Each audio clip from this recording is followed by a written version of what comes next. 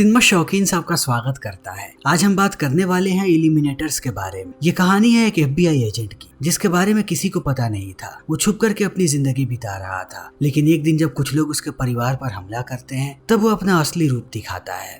कहानी की शुरुआत होती है और हम थॉमस नाम के एक आदमी को देखते हैं। थॉमस एक सिक्योरिटी गार्ड के रूप में जॉब करता है एक बैंक में, लेकिन थॉमस कभी एक फेडरल एजेंट हुआ करता था। लेकिन एक विटनेस प्रोटेक्शन प्रोग्राम के समय कुछ दिक्कत हुई, तब से थॉमस ने फेडरल ऑफिसर का जॉब छोड़ दिया और अपना नाम बदल लिया। थॉमस का असली नाम है मार्ट, लेकिन अब वो अपने असली नाम का इस्तेमाल नहीं करता। जैसी जिंदगी अभी वो बिता रहा है, वो बहुत ही ज्यादा खुश है अपनी जिंदगी से। जब से वो लंदन आया है, वो एक बार भी यहाँ से बाहर नहीं गया। उसने हर चीज का रूटीन बना करके रखा है। सुबह सुबह वो जगता है और एक्सरसाइज करता है। थॉमस की एक बेटी भी है 8 साल की, जिसका नाम है कार्ल। जब वो अपनी एक्सरसाइज कर लेता है, तब वो अपनी यूनिफॉर्म को पहनता है और अपनी बेटी को लेकर के जाता है स्कूल। वो कार्ली को स्कूल छोड़ता है और चला जाता है अपने जॉब पर। वो दिन भर बैठा रहता है अपने सिक्योरिटी पोस्ट में। वो मैगजीन्स पढ़ता है और बीच बीच में CCTV फुटेजेस को देखते रहता है कि यहाँ पर कहीं कोई दिक्कत तो नहीं है। एक बार उसका काम खत्म होता है, तब वो अपनी बेटी को पिक करता है और सीधा आता है अपने घर वापस। इसके अलावा उसकी जिंदगी में दूसरा कोई भी काम, वो अपनी जिंदगी को ऐसे ही एंजॉय करता है। एक दिन जब वो घर पे आता है और अपनी बेटी को सुलाने के बाद जब डाइनिंग रूम में पहुंचता है, तभी उसे गाड़ी की हेडलाइट नजर आती है, जिसकी रोशनी सीधा उसके कमरे में आ रही। तब उसे शक होता है। वो खिड़की से बाहर देखता है तो उसे एक गाड़ी नजर आती। गाड़ी से कुछ लोग बाहर निकलते हैं और आने लगते हैं उसके घर की तरफ। तब वो दरवाजे पर जाता है उन्हें देख। इसी बीच उसका दरवाजा खुलता है और 3 लोग चले आते हैं उसके घर। इन तीनों ने अपने चेहरे पर मास्क लगा रखा है। अंदर आते ही वो हमला कर देते हैं थॉमस पे अपने बेसबॉल बैट से। थॉमस जब तक कुछ सोचता,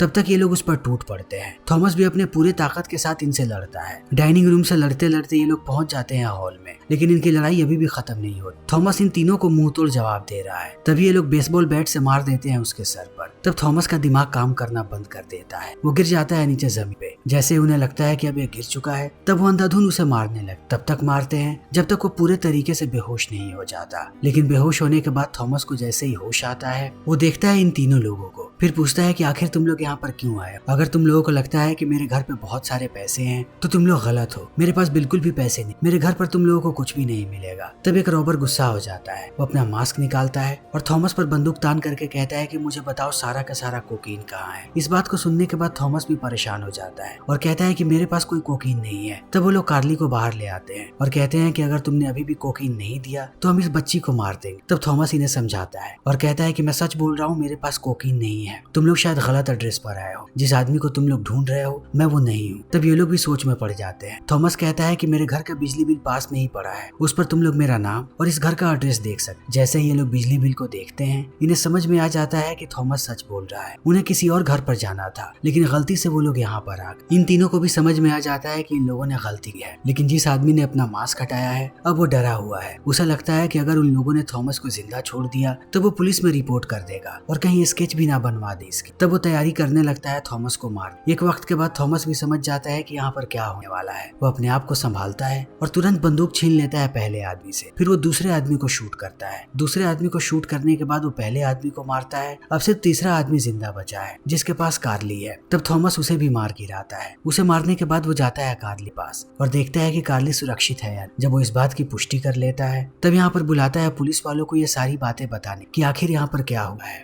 लेकिन थॉमस कॉल करके पुलिस वालों को पूरी बात बताता, उससे पहले वो बेहोश हो जाता है क्योंकि उसके सर पे बहुत ही जोर से चोट लगी है। अपने पिता को इस हालत में देखने के बाद कार्ली उसे उठाने लिया है। तभी थोड़ी देर के बाद उसे पुलिस वालों की गाड़ियों की आवाजें सुनाई पड़। तब वो शांत हो जाती है। जैसे ही सुबह होता है, थॉमस को होश आ जाता है, लेकिन वो देखता है कि अभी वो एक हॉस्पिटल में बेड पर पड़ा हुआ है और उसके हाथ में हथकड़ी लगा दी। उसे ये बात समझ में नहीं आती कि उसके हाथ में हथकड़ी। तभी यहाँ पर एक डिटेक्टिव आता है जिसका नाम है क्वीन। क्वीन थॉमस को कहता है कि तुम पर 3 लोगों के मर्डर के चार्जेस लगे हैं, इसीलिए तुम्हें बंधक बना करके रखा गया है। इस बात को सुनने के बाद थॉमस चौंक जाता है और कहता है कि किस बात का मर्डर? मैंने सेल्फ डिफेंस में उन लोगों को मारा है। अगर मैं उन लोगों को नहीं मारता तो मुझे और मेरी बेटी दोनों को मार।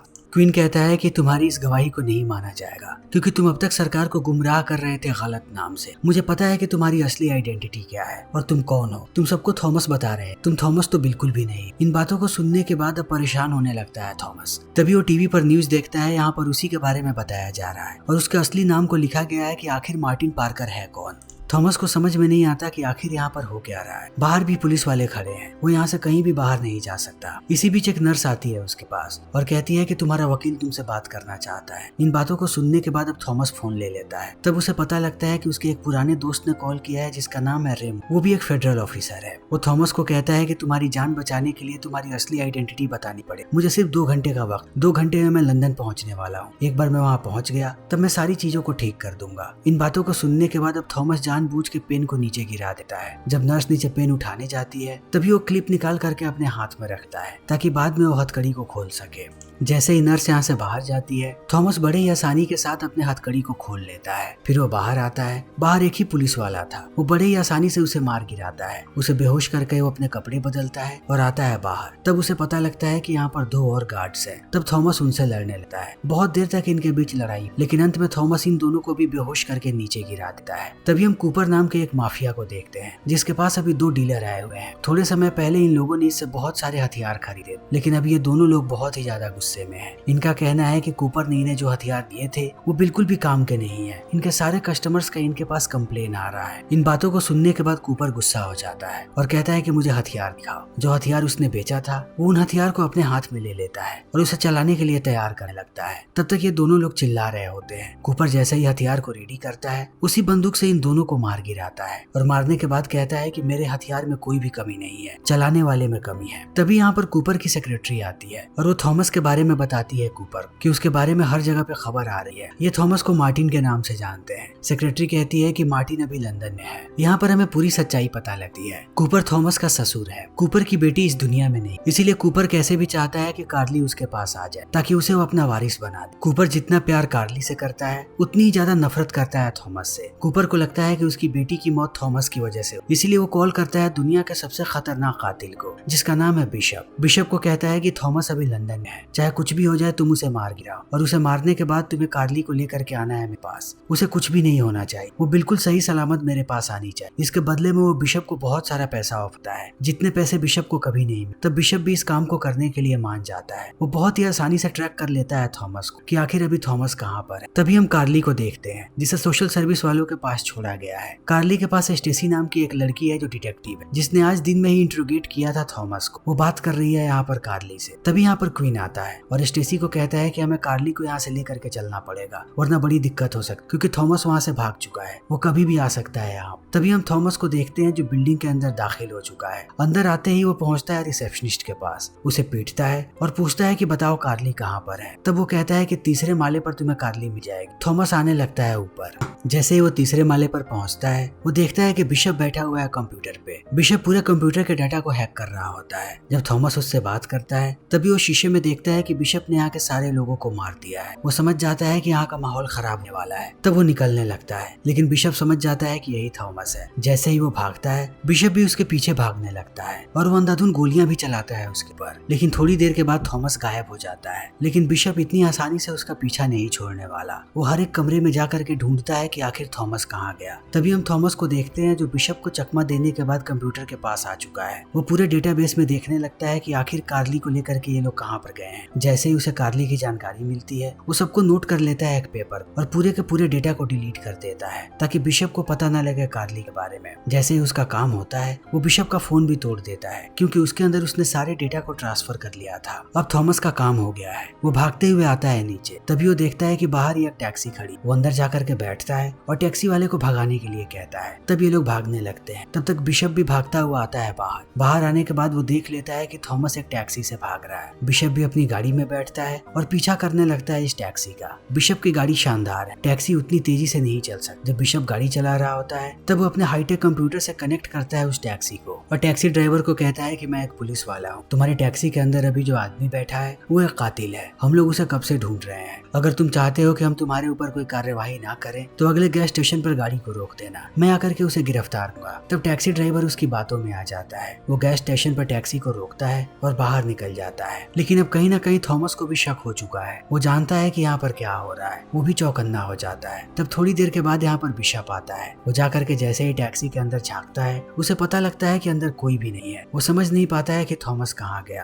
तभी वो देखता है कि यहाँ पर कैमरा लगा हुआ है। वो अंदर जाता है और अंदर वाले को कहता है कि मैं एक पुलिस वाला हूँ, मुझे तुम्हारे सीसीटीवी फुटेजेस को चेक करना है। जब वो सारे फुटेजेस को चेक करता है तब उसे पता लगता है कि थॉमस जैसे ही टैक्सी से निकला, बगल में ही एक पीले रंग की ट्रक खड़ी थी। वो ट्रक के पीछे लटक गया और ट्रक के साथ ही वो यहाँ से गायब हुआ है। तब बिशप दोबारा आता है बाहर और ट्रेस करने लगता है उस ट्रक। थोड़ी देर ड्राइव करने के बाद वो पहुंच जाता है ट्रक के पास। तभी थॉमस भी देख लेता है कि बिशप उसका पीछा कर रहा है। थॉमस ट्रक से नीचे उतरता है और भागते हुए जाता है एक केबल कार के पास और उसके अंदर चढ़ जाता है। तभी बिशप भी यहाँ पे आता है। वो देखता है कि थॉमस ऑलरेडी एक केबल कार के अंदर जा चुका है। तब वो खड़ा होकर के उसे देखने लगता है। बिशप को पता लगता है कि थॉमस के साथ अंदर दो गुंडे बैठे हुए हैं, वो पैसों के लिए कुछ भी कर सकते हैं। तब वो उन दोनों को चिल्ला करके कहता है कि अगर तुम लोगों ने इस आदमी को पीट करके बेहोश कर दिया तब मैं तुम दोनों को $10,000 दूं। इन बातों को सुनने के बाद ये लोग खुश हो जाते हैं और हमला करना शुरू कर देते हैं थॉमस पे। तब थॉमस भी इन पर टूट पड़ता है। इन तीनों लोगों के बीच घमासान लड़ाई है। ये लड़ाई बहुत देर तक चली है। अंदर ही एक बिजनेसमैन बैठा हुआ है जो इन सारी चीजों को देख करके डर देता है, लेकिन थॉमस जानता है कि अगर उसने इन दोनों को बेहोश नहीं किया तब वो लोग उसे बेहोश कर देंगे। इसीलिए वो इन दोनों को तब तक मारता है जब तक वो दोनों बेहोश नहीं हो जाते। उनके बेहोश होने के बाद वो उस बिजनेसमैन का फोन लेता है और उससे कॉल करता है रेको। रेको बताता है कि अभी वो केबल कार पर है। वो अगले स्टेशन के बारे में बताता है जहाँ पर वो रुकने वाला है। वो रेको कहता है कि ठीक 4 मिनट में मैं उस स्टेशन पे पहुंच जाऊंगा, जितनी जल्दी हो सके वहाँ पर पहुंचो। तब रे कहता है कि मैं रास्ते में ही हूँ, मैं एकदम टाइम पर पहुंच जाऊंगा। तभी हम बिशप को देखते हैं। बिशप भी जानता है कि ये केबल कार कौन से स्टेशन पर रुकने वाली। उसने अपने सारे हथियारों को तैयार कर लिया है। वो भी स्टेशन के तरफ ही आ रहा है। तभी हम थॉमस को देखते हैं स्टेशन से बाहर आते। वो जैसे ही बाहर आता है हम देखते हैं कि बिशप भी यहाँ पर आ चुका है। वो अंधाधुंध गोलियां चलाने लगता है थॉमस पर। तभी एन वक्त पर यहाँ पर रे आ जाता है अपनी कार लेकर। तब बिशप उसके कार पर भी गोली चलाता है, लेकिन थॉमस कार के अंदर बैठता है और ये दोनों यहाँ से भागने लगते हैं। तभी रे को एहसास होता है कि थॉमस को गोली लगी है, उसे इलाज की जरूरत है। तब रे उसे लेकर के जाता है अपने अपार्टमेंट, उसकी गोली निकालता है और बैंडेज भी लगा देता है ताकि थॉमस की हालत ज्यादा खराब ना हो। इसी बीच रे को उसके बॉस का कॉल आता है। उसका बॉस बताता है कि जो आदमी तुम लोगों के पीछे लगा है उसका नाम है बिशप। बिशप पहले मिलिट्री में हुआ करता था, लेकिन मिलिट्री छोड़ने के बाद वो कातिल बन गया, एक बहुत ही खतरनाक। वो अपने टारगेट्स का पीछा कभी भी नहीं छोड़ता। वो अभी तुम्हारे पीछे है तो तुम दोनों को चौकन्ना रहना चाहिए। तब रे ये सारी बातें बताता है थॉमस को। थॉमस पूछता है कि आखिर तुम लोग मेरी मदद क्यों कर रहे हो। तब रे उसे पूरी बात बताता है कि कूपर सबसे बड़ा गन का सप्लायर हो चुका है अमेरिका में, उसे पकड़ना भी मुश्किल हो रहा है, लेकिन तुम्हारी मदद से हम उसके पास पहुंच सकते हैं। वो तुम्हारे पीछे लगा हुआ है, एक बार तुम उसके पास पहुंच गए तब हम भी उसके पास पहुंच जाएंगे और अरेस्ट कर लेंगे। तभी दूसरी तरफ हम बिशप को देखते हैं जो इन दोनों को ढूंढने की तैयारी कर रहा है। जब ये लोग भाग रहे थे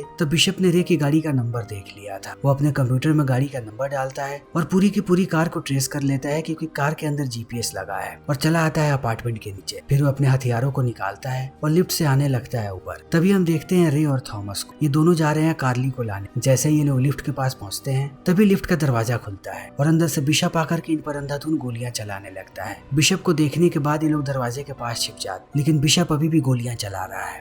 तब धीरे धीरे ये लोग भी अपने हथियारों को बाहर निकालते हैं और बिशप पर गोलियां चलाने देते हैं, लेकिन बिशप पागलों की तरह गोलियां चला रहा है। उसके पास हथियार भी बहुत आधुनिक है। वो इतनी ज्यादा गोलियां चलाता है कि एक गोली आकर के लग जाती है यहाँ पर रे को, और रे की हालत खराब होने लगती है। जब थॉमस इस चीज को देखता है तब वो रे को लेकर के आता है नीचे और अपनी कार में बैठा करके भागने लगता है ताकि वो उसका उपचार करवा सके। लेकिन आधे रास्ते में आने के बाद उसे एहसास होता है कि रे की मौत हो चुकी है। तब थॉमस बहुत ही ज्यादा गुस्सा हो जाता है और वो कार में ही ऐसे ही बैठा रहता है। तभी दूसरी तरफ हम बिशप को देखते हैं जो इन्हें चारों तरफ ढूंढ रहा है। थोड़ी देर के बाद उसे इनकी गाड़ी नजर आ जाती। तब वो अपनी कार रोकता है और आता है इनके कार के पास, लेकिन अंदर आने के बाद वो देखता है कि यहाँ पर सिर्फ रे की लाश पड़ी है और थॉमस कहीं गायब हो चुका है। फिर वो चारों तरफ थॉमस को ढूंढता है और अंत में आकर के बैठ जाता है अपने कार के। तभी वो रियर व्यू मिरर में देखता है कि थॉमस पीछे ही बैठा है और थॉमस ने बंदूक तान दी है बिशप। वो बिशप की बंदूक लेता है और कहता है कि मैं जब तक ना कहूँ तब तक गाड़ी चलाते रहो, हम दोनों को एक डॉक पर जाना है। ये लोग पहुंच जाते हैं डॉक। तब थॉमस बिशप को बाहर निकालता है और एक लकड़ी के पिलर से बांध देता है। फिर बिशप को कहता है कि मैं चाहता हूँ कि तुम कूपर को कॉल करो और उसे बताओ कि मैं मर चुका हूँ और तुम्हारे पास कार ली है। जब थॉमस ये सारी बातें कर रहा होता है तब तक धीरे धीरे करके बिशप ने अपने हाथों को खोल तोड़ लिया है और एक वक्त के बाद वो हमला कर देता है थॉमस पर। इन दोनों के बीच घमासान लड़ाई हुई है। ये दोनों ही ट्रेंड सोल्जर है। कभी बिशप मारता है थॉमस को तो कभी थॉमस मारता है बिशप। लेकिन एक वक्त के बाद थॉमस भारी पड़ता है बिशप पे। वो उसे दमदार किक मारता है और गिरा देता है पानी में गिराने के बाद वो आकर के अपनी गाड़ी में बैठता है और निकल पड़ता है कार्ली को ढूंढने के। तभी हमें पता लगता है कि कार्ली स्टेसी के साथ है उसके घर पर और कूपर को ये बात पता लग गई है। कूपर यहाँ पर आता है और एक एक करके सारे गार्ड्स को मार देता है। अंदर जाने के बाद वो स्टेसी को बंधक बनाता है और कार्ली अब उसके पास है। वो कार्ली को बताता है कि वो उसका नाना है। तभी दूसरी तरफ हम थॉमस को देख, उसे भी पता लग गया है कि कार्ली कहाँ पर है। वो जैसे ही यहाँ पर आता है उसे एहसास हो जाता है कि ये सारे के सारे कूपर के लोग हैं जो घर के चारों तरफ फैले। तब वो अपनी बंदूकें निकालता है और हमला करना शुरू कर देता है इन सारे लोगों। इनके बीच बहुत देर तक लड़ाई होती रहे, लेकिन एक एक करके थॉमस सबको मार देता है। अब थॉमस को लगता है कि वो घर के अंदर जा सकता है, लेकिन वो घर के अंदर दाखिल होता उससे पहले दोबारा बिशप आ जाता है और इनके बीच लड़ाई शुरू हो जाती। इस बार बिशप बहुत ही ज्यादा गुस्से में है। वो थॉमस को मारने का मौका ही नहीं देता। जब जब थॉमस उस पर वार करता है उसका वार खाली जाता है और बिशप मार मार के उसे बेहोश करता है। एक वक्त के बाद जैसे ही थॉमस नीचे गिरता है बिशप एक कुल्हाड़ी उठा करके लाता है मारने के लिए थॉमस को। तभी थॉमस उठ करके खड़ा हो जाता है, फिर अपने सबसे खतरनाक पैंतरों का इस्तेमाल करता है बिशप से लड़ और अंत में दमदार किक मारता है बिशप। तब बिशप जाकर के गिरता है अपनी ही कुल्हाड़ी जिसे थोड़े समय पहले उसने उठाया था थॉमस को मारने, और इसी के साथ यहीं पर बिशप की मौत हो जाती। तब थॉमस जाने लगता है घर के अंदर कार्ली को बचाने के लिए। अंदर जाने के बाद वो देखता है कि कार्ली कूपर के साथ बैठी हुई है और यहीं पर कूपर के असिस्टेंट भी है। थॉमस जैसे ही अंदर आता है ये सारे लोग एक दूसरे पर बंदूकें तान देते हैं। तब कूपर थॉमस को कहता है कि अपनी बंदूक को नीचे करो, यहीं पर तुम्हारी बच्ची भी है। तब थॉमस देखता है कि कार्ली बहुत ही ज्यादा डरी है। वो अपनी बंदूक को रख देता है नीचे। तभी कूपर बंदूक उठा लेता है। थॉमस को एहसास होता है कि अब ये लोग उसे मार। कूपर ने अंदर आते ही एक चाकू उठा लिया था। वो तुरंत चाकू फेंक करके मारता है इनके तरफ और कूद जाता है दूसरी तरफ जहाँ पर बंक है। वो बंदूक उठाता है और कूपर के असिस्टेंट को मार देता है। तब थॉमस देखता है कि जो चाकू उसने फेंका था वो चाकू जाकर के लगा है कूपर को। अब कूपर अपनी आखिरी सांसें ले रहा है। कार्ली जैसे ही अपने पिता को नीचे गिरे हुए देखती है भागते हुए आकर के गले लग जाते। तब ये लोग देखते हैं कि कूपर की भी मौत हो। थॉमस अपनी बेटी को लेकर के निकल जाता है और ये फिल्म यहीं पर खत्म हो जाती। तो दोस्तों हमारी आज की ये वीडियो यहीं पर खत्म होती है। अगर आपको हमारी ये वीडियो पसंद आई हो तो इसे लाइक करें, शेयर करें और चैनल को सब्सक्राइब करें। Thank you.